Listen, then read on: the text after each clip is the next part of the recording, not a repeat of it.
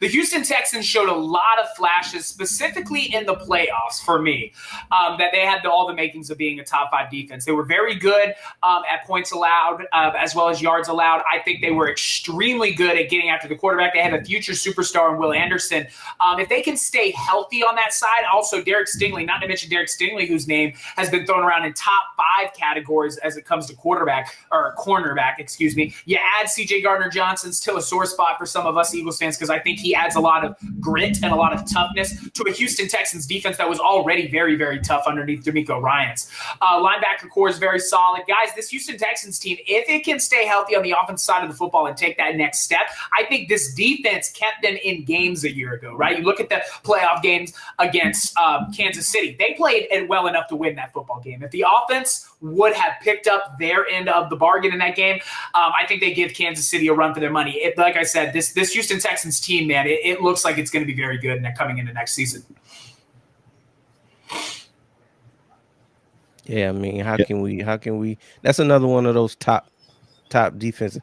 I am in love with DeMeco Ryans' defense. Now, when he became available, good thing you said defense. I was like, where is he going with this? Defense.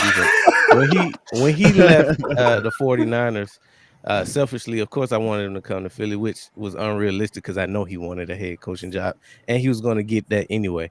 But he just has one of those. He had him playing at a high level in San Francisco. This front seven, man, the front seven is nasty, dangerous with the Texans. And when you have players like Stingley on the back end, it makes for, a championship defense. Now we already can kind of pencil them in for the AFC South, but it's kind of like they can compete for that 3 or 4 seed in the AFC. Yeah, I absolutely agree. I mean, this defense, piggybacking what Sunshine said, this defense was nasty last year.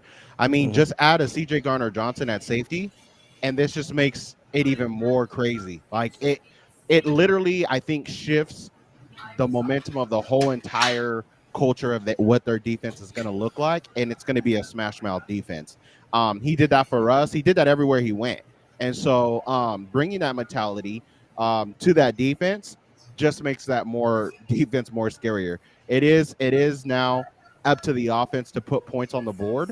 But I think this defense is it's a slept-on defense, and I think a lot of people are going to overlook them and forget that they got C.J. Gardner-Johnson, but they will remember by week 2 or 3.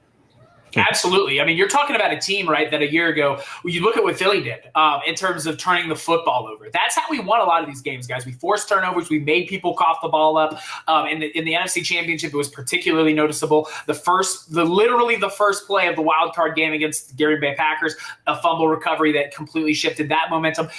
The Houston Texans a year ago were a top 5 defense in taking the football away, and they've only gotten better.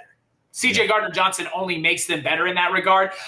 In terms of total pass, total rush defense, those numbers can be skewed a little bit, but they were 6th and 8th respectively in those 2 categories, and I believe they're only going to get better. That's why I had them at 2.